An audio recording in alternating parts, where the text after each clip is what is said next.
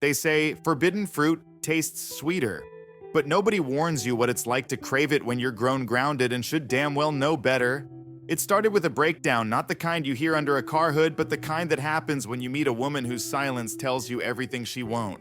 My name's Cole. I'm 35, run a small auto shop on the edge of town, Briar Hollow, Georgia. It's not much, but it's mine.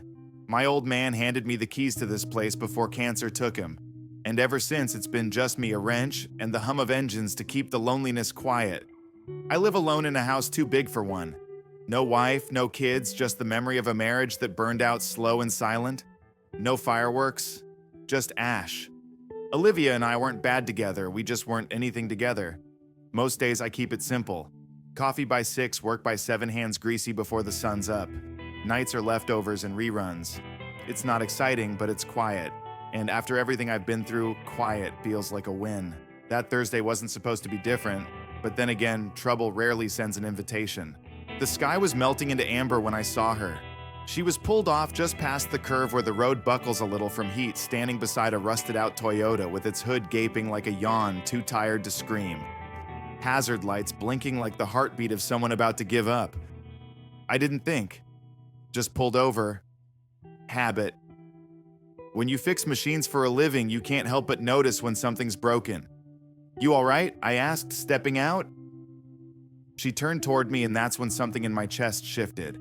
She had one of those faces that looked like it used to smile a lot, but hadn't in a while. Her hair was this deep honey gold pulled into a braid that was slowly unraveling like the rest of her. A navy dress, soft and worn, clung to her curves in a way that wasn't meant to be seductive, but God help me, it was. "Won't turn over," she said, brushing a loose strand behind her ear. "Just died on me." Her voice low, a little hoarse, like she'd been holding back tears or screaming inside for years. I bent over the engine, my hands finding wires and bolts like second nature. The air around us smelled like hot metal, gasoline, and something sweeter I couldn't name, maybe her shampoo, maybe her sadness. "Starter's fried," I said finally. "You'll need a tow." She sighed and the sound twisted in my chest. It wasn't just about the car. That sigh carried history. "I can call someone or I can tow you back to my shop." "No charge," she raised an eyebrow. "You're not gonna murder me, are you?" I laughed. "Only if you're hiding a winning lottery ticket." She smiled, and for a second it was like watching the sun rise through fog. "All right," she said. "I trust you." 15 minutes later, we were back at my garage. It looked like hell under fluorescent lights, but she didn't seem to care. I told her I'd need to order the part, might take a day or two. She nodded, said she lived nearby, usually walked most places. Then she hesitated. "Would you maybe want to come in for tea, just as a thank you?" Now I've been in situations where a woman invites you in and it's clear what she wants. This wasn't one of those moments, but it wasn't not one of those moments either. There was a softness in her voice that brushed against something I hadn't let anyone touch in years. So I said, yes. Her place was a weathered little house tucked beneath an overgrown willow. The porch creaked like it remembered laughter. Inside it was warm, lived in. Books stacked in corners, candles burned halfway down. The air smelled like citrus and rosemary. There was a photo on the mantel, her and a man, arms around each other, both smiling. The frame was dusty. "I'm Lena," she said, pouring 2 mugs of chamomile. "You own that garage, right?" "Yeah. Took it over after my dad passed," she nodded. "He used to work on my husband's truck." "Used to." That word hung in the air like the scent of something burnt. We didn't talk about him again. She didn't offer, and I didn't ask. But the way she leaned into her mug, fingers curled around it like it was the only thing holding her together, told me everything I needed to know. We sat there a long while, talked about nothing and everything. I don't remember the topics, just the feel of her voice curling around the room like smoke. Her laugh was quiet, but sharp, like it hadn't had reason to come out in too long. When I stood to leave, she walked me to the door. Her cardigan had slipped down one shoulder, revealing the delicate line of her collarbone. My eyes lingered longer than they should have. Hers did too. "You're the first person I've had tea with in over a year," she said. That did something to me. Made me feel like a person again, not just a mechanic with grease in his blood and ghosts in his garage. That night I didn't sleep much. I kept seeing her. The way she bit her lip when she thought. The tired grace of her hands as they wrapped around that mug. The way her dress had clung to her thighs when she leaned forward unaware or unconcerned. It wasn't just lust, though there was that humming low and constant. It was curiosity, a pull I didn't understand yet but couldn't ignore. Next morning, I stayed late at the shop, swapped out the starter in her Toyota. Took my time, checked everything twice. By the time I left her a message, all set whenever you're ready, I'd convinced myself it was nothing. A favor for a stranger, that's all. But when she walked in that afternoon, it didn't feel like nothing. She wore jeans and a loose white blouse. Her braid was gone hair pinned up the nape of her neck bare and golden in the light that filtered through the garage door. And when she smiled, it wasn't polite, it was personal. She looked like summer and regret. The white blouse she wore clung to her just enough to blur the line between intention and accident. Her jeans were faded, hugging her hips like they knew the shape of her sadness. Her hair was still pinned up, a few loose strands, trailing the curve of her cheek like they'd gotten lost and decided to stay. "Hope I'm not interrupting," Lena said as she stepped into the garage, her eyes scanning the space like she already knew it belonged to me. "Not at all," I said, tossing my rag onto the workbench. "Your truck's ready." "That was quick," she replied, her smile soft but unmistakably warm. I shrugged. "Skip lunch. You didn't have to do that." I leaned back against the workbench, arms crossed. "Figured I owed you." That tea was stronger than it looked. That made her laugh again, and this time it wasn't the kind you give to be polite. It was low, real, the kind that curled at the edges and left you a little breathless. I didn't realize how much I wanted to hear it again until I did. She glanced at the invoice in my hand and raised an eyebrow. "Can I Venmo you?" "Sure. Or you can pay Monday if it's easier." Her eyes flicked up to mine. "You always this generous, only when the tea's good," I said. Her laugh hit deeper this time. Not louder, just warmer. She paused the moment, stretching. I could see her weighing something in her mind. Then she asked slowly, deliberately, "Do you want to come by again?" For coffee this time. We drove separately. Her place was just off a back road I didn't even know existed. Her car led mine like a quiet invitation, one I had already said yes to without knowing the terms. Her cottage sat nestled between two old oaks, their branches heavy and tangled like secrets hanging low. The garden out front was wild roses climbing the porch rail, lavender spilling over cracked stone. It didn't look like it was tended, but rather like it knew someone loved it once and decided to keep blooming anyway. Inside, the scent hit me, first lavender again and something deeper. Coffee maybe, or cinnamon, or her. "Black, no sugar, right?" she said as I stepped in. "You remembered?" She handed me a mug and smiled. "You look like a coffee guy." Guilty. We sat again in that same living room. Nothing had changed, but everything felt different. She moved slower now, not cautious, but deliberate, like she was aware of every inch of space between us. Like she could feel the electricity in the quiet. Her blouse shifted slightly as she reached for her mug, revealing the soft underside of her arm. The curve where wrist meets palm, one of those places people forget can be intimate. But I noticed. I noticed everything. She talked about Edward this time, her husband. Said his name without flinching, but I saw the way her fingers tightened around the cup. "He died 3 years ago." I thought I was done, Cole. Done with being seen. With letting anyone in. "You don't have to explain. I want to." That stopped me. She set her cup down. Her eyes found mine. "I haven't invited anyone over since. Not for tea, not for coffee, not for anything. You're the first." I didn't say anything, just let the words settle. She didn't need answers. She needed presence. Her knee brushed mine, not on purpose, but not entirely by accident. The contact lit a fuse I didn't know I'd been holding. Later, we stepped out onto the porch. The sun was dipping low, golden and slow, slipping behind the trees like it didn't want to leave either. She sat on the edge of the swing, legs tucked under her. I stayed standing, one hand on the post, watching the way the fading light caught in her hair. "I forgot what this feels like," she murmured. "What company? Real company. Not someone looking at me with pity or checking their watch. Just someone who listens." I looked at her, really looked. Her lashes were long, brushing against her cheeks when she blinked. Her skin glowed in that hourglass light, warm and soft like candle wax.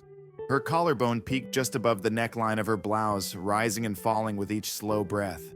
She looked like a painting you weren't supposed to touch, and all I wanted was to press my hand to her skin and feel if she was real. When I stood to leave, she followed.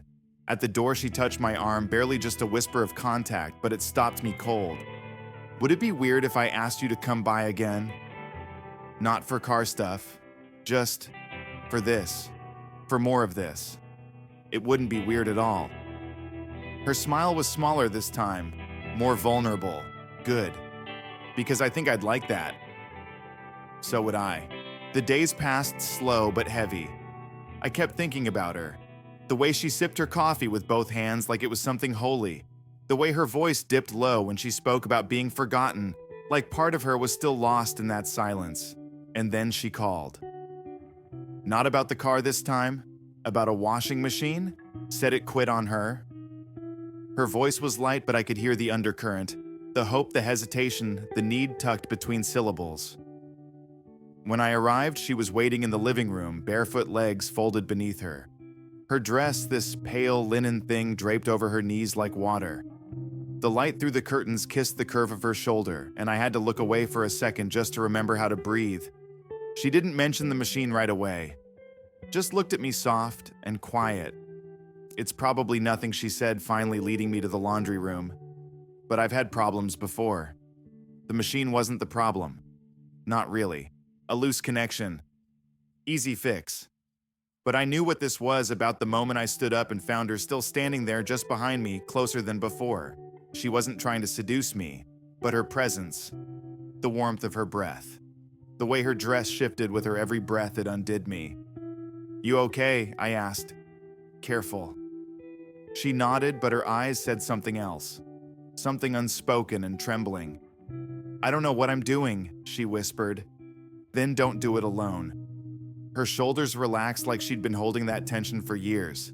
And then she said the thing that split something in me. I didn't expect to feel this way. Not again. Not with you. I stepped toward her, not too close, not yet. Lena, I don't want to make this complicated. But it is, isn't it? She said, her voice breaking into something like a laugh and a sob all at once. It already is. We stood in that small room with its humming walls and quiet ache, not touching, not speaking, just feeling. And the silence between us felt louder than any confession. She didn't cry, she didn't kiss me, she didn't say anything else. But the way Lena looked at me that afternoon, standing in the narrow space of her laundry room, framed by pale walls and low light, spoke louder than any words could. Her pupils were wide. Her fingers twitched slightly like they wanted to reach for something but weren't sure where to land.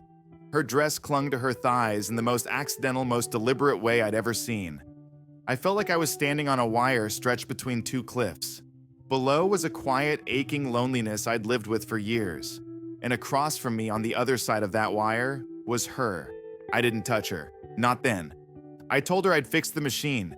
I gave her the same gentle smile I used on old women who cried over oil leaks. But inside I was shaking. She walked me to the door again, same slow steps, same soft silence. Just before I stepped off her porch, she whispered, "Thank you. Not for the machine, just for being here." The days after that felt like walking underwater. I went to work, fixed brakes, changed oil, answered the same damn questions customers always asked. Is it worth fixing? How long will it take? Can you give me a deal?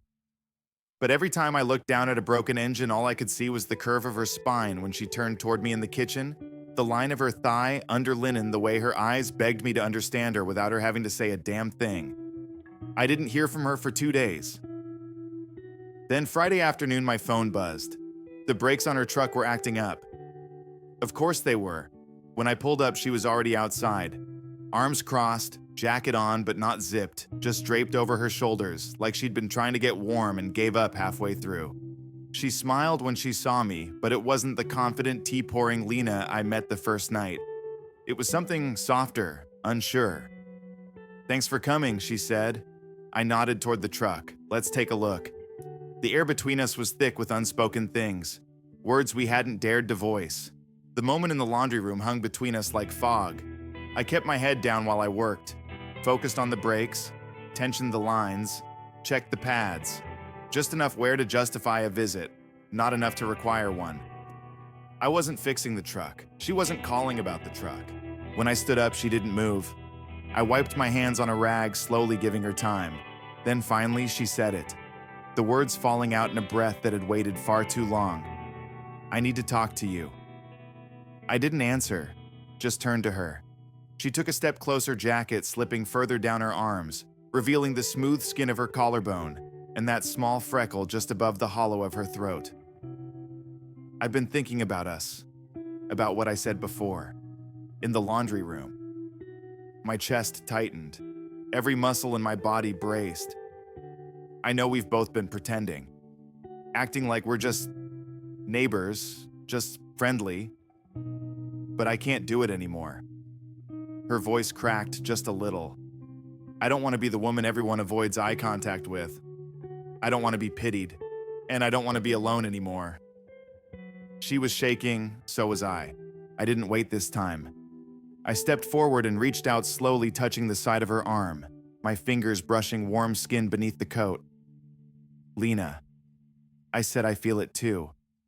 She looked up, relief breaking across her features like dawn. But I don't want to rush you, I added. You've been through hell. You don't owe me anything, I know, she whispered. And then she did something I didn't expect. She reached up, both hands cupping my face, and she kissed me. Not tentative, not unsure, not soft. She kissed me like someone who had been starving for years and finally remembered what it was like to taste something warm and alive. Her lips were plush, tasting faintly of citrus and coffee. Her fingers slid to the back of my neck, gentle but grounding, like she didn't want me to slip away mid-breath. I kissed her back. Let her take whatever she needed. It wasn't rushed. It wasn't restrained. It was honest. And when we finally pulled apart, neither of us spoke. We didn't need to. She took my hand, led me inside. The house was the same. Dim lamps, book stacks, soft jazz humming from the radio. But this time, I noticed everything differently. The indent in the couch cushion where she curled up to read. The coffee mug still warm from earlier. The scarf she'd tossed onto the armrest still smelling faintly of her skin. She looked at me, her eyes steady now. Certain. You don't have to stay, she said. But I want you to. I know, I said, and I want you to want to. I stepped closer, placed my hand on the side of her waist where the cotton of her dress bunched slightly, just enough to feel the heat beneath. I do, I whispered. We didn't make love that night, but in a way we did something deeper. We undressed the distance, sat close, her legs draped across my lap, my fingers tracing lazy lines along the inside of her wrist. Her voice slow-laced with shadows and softness. She told me about the days after Edward, the silence, the way people stopped calling. I used to sleep with a pillow pressed against my back just to feel something there. I didn't know what to say, so I kissed the spot behind her ear instead, let her exhale into the hollow of my neck like a secret she'd been waiting to share. At some point, she stood and disappeared into her bedroom. I thought maybe she was coming back with another sweater or tea. Instead, she came back wearing one of his old shirts, washed thin with time sleeves rolled up, buttons loose. She wasn't trying to be sexy, but damn if she wasn't the most devastating thing I'd ever seen. She sat beside me, curled in again like her body remembered the shape of mine before her mind could. And in the quiet, in the flicker of lamplight and vinyl hum, I realized I didn't want to fix her. I just wanted to know her. She didn't sleep with her back to me.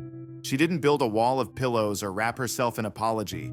She curled in, barefoot, warm, and breathing slow, her cheek against my chest, like she had always belonged there. And I held her like I'd never held anyone before. Not out of lust, not even out of comfort, but because for the first time in years, I wasn't trying to reach for anything. She was already there. We didn't talk much that night. There were no grand declarations or promises, just quiet. But it wasn't the same kind of quiet I'd lived with for years. This one had a heartbeat, soft shifts of fabric, the echo of her sigh as she fit her body against mine. The way my fingertips brushed down her spine, slow, like tracing a road I wasn't ready to rush. When she finally drifted off, I didn't move, just laid there in the half-dark, one hand resting at the curve of her waist where the hem of that old shirt had lifted just enough to tease the top of her thigh. Skin like candlelight, warm, unassuming, dangerous in the way it made me forget everything else. Morning came and it wasn't awkward. She moved in the kitchen like I'd always been there, hair pulled up, eyes still sleepy, that old shirt hanging off one shoulder like it had no idea what it was doing to me. Coffee, she asked, voice husky from sleep. Always. She poured it without a word. No labels, no discussion. Just 2 mugs, 2 people, and the slow burn of something we hadn't dared name yet. I watched her move across the kitchen, how her body followed a rhythm only she could hear.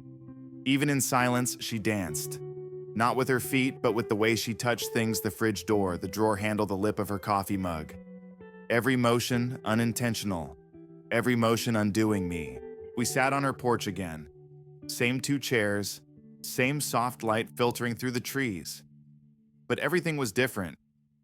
She sat sideways, knees drawn up under that oversized shirt, bare legs, catching the morning sun like they'd been waiting for this exact light. I used to be someone else, she said softly. I turned to her, letting the weight of those words settle. I used to be someone's wife, someone's caregiver, someone who made dinners and kept secrets and smiled at the right time. And now I asked, I'm not sure. I think I'm trying to be just me. That sounds brave. She looked at me. Really looked. It's terrifying. That afternoon I didn't want to leave. But the garage was still mine, still breathing in the heat and dust of old engines and older memories. So I kissed her forehead, promised I'd come back, watched the way her hand lingered on the doorframe as I stepped away, like she was afraid I'd disappear with the sound of the truck pulling off. I didn't. That week blurred. I worked, ate, slept, and saw her nearly every day. Sometimes for dinner, sometimes just to sit in silence. Once I found her asleep on the couch, one book open, one hand stretched across the cushion like it missed me. I didn't wake her, just sat on the floor beside her, tracing the tiny veins beneath the skin of her ankle blue, delicate, beautiful. It was those places, the ones no one notices, that wrecked me. The freckle just above her hip bone, the faint scar below her knee, the way she arched her neck ever so slightly when I kissed the spot behind her ear. Every detail became holy, but with the closeness came hesitation. She started pulling back. Not obviously, not all at once. Just little things. A glance that lingered too long at the floor. A quiet pause before saying yes. A tension in her voice when I asked if she was okay, and I knew. Something was building. Then one Friday night she called. No small talk, no preamble. "Can you come over?" she said, voice barely above a whisper. Of course, when I arrived, she was waiting on the porch barefoot, wearing that same damn shirt. But her arms were crossed, her expression unreadable. We sat on the couch, quiet. The silence wasn't warm this time. Finally, she spoke. I've been lying to myself. My stomach turned. I thought I could just fall into this. You and me. Like it was simple, but it's not. It's not simple, Cole. I said nothing. She looked at me, tears in the corner of her eyes, but she wasn't crying. Not yet. There's something I haven't told you, she said. My pulse thudded in my throat. I haven't just been grieving Edward. She swallowed. There was someone else. After. A mistake. A man I thought saw me. Who wanted me. But he only saw pieces of me. Took what he liked. Left what he didn't. Her voice broke. He wasn't violent, but he made me feel like I was something borrowed, something temporary. I wanted to reach for her, pull her close, but I didn't move. She needed to finish. So when you touched me, when you looked at me like I wasn't broken, it scared the hell out of me. Now the tears came. But I want this. I want you. Not because I'm lonely, not because you fix things, but because when you touch me, I don't feel like something he used. I feel like something alive. I moved then, took her hands, pressed them to my chest. Lena, you are? She nodded, trembling. And this time when we kissed, it wasn't gentle. It was fierce, full, like 2 people breaking open and pouring into each other. She pulled me down onto the rug, hands in my shirt legs, wrapping around me like we were made to fit. And maybe we were. But even in that heat, that breathless blur, it wasn't about possession. It was about presence. I didn't undress her. I unwrapped her, peeling away layers not just of fabric but of shame, of memory, of fear. And when she came undone beneath me, her eyes wide open, her hands gripping my name into my shoulders. It wasn't about sex. It was about belonging. We laid there on the floor for hours. No words. Just the sound of two people breathing finally in sync. The first thing I saw the next morning was the curve of her back lit by soft morning light. Her shirt had slipped off one shoulder, revealing the long line of skin I'd memorized with my hands. She was lying on her side, facing the window, one leg tangled in the blanket. The other stretched long and bare across the rug we'd fallen asleep on. I watched the way her breath rose and fell. It was the most human thing I'd ever seen. And I didn't want to move. She stirred a little, rolled toward me, eyes still closed. Then, as if sensing my gaze, she smiled. "Do you always watch people sleep?" she murmured. "Only when they look like poetry," I said softly. Her smile widened, not embarrassed, not unsure. She pulled the blanket up slightly but didn't cover herself all the way. It was subtle but clear she wasn't hiding anymore. We stayed there most of the morning. Coffee, silence, the occasional kiss. Her fingers tracing lines on my arm like she was redrawing me into someone new. And then around noon came the first shift. She was making lunch, slicing peaches at the counter, wearing nothing but that shirt again and a pair of socks that didn't match. I was leaning in the doorway, watching her, thinking how lucky I was. And then her phone buzzed. She glanced at it, froze.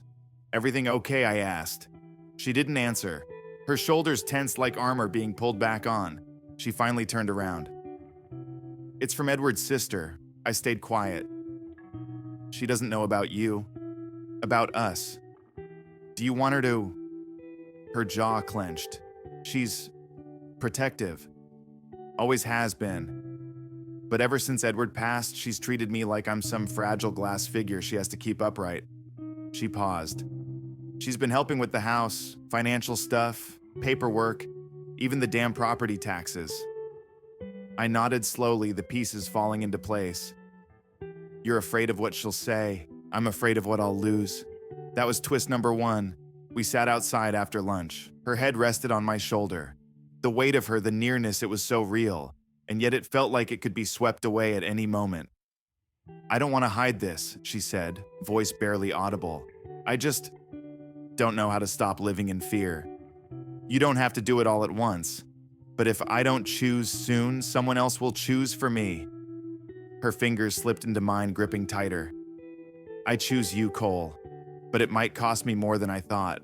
I didn't push, didn't make promises, but I let her know in every look, every touch that I was here. And that night when I kissed the underside of her wrist and whispered her name against her skin, she let out a sound that wasn't pain or pleasure, just release. Like something she'd been holding finally let go. Days passed, then weeks, and for a while we lived in the in-between. Some days were full of laughter, cooking dinner together, her stealing my flannel shirts and pretending not to notice how I looked at her in them. Other days were quieter, heavier, like she was still waiting for a voice from the past to come knocking and demand she explain herself. Then came twist number two. A week later, she invited me over for dinner. Nothing fancy, just grilled vegetables and red wine in the garden.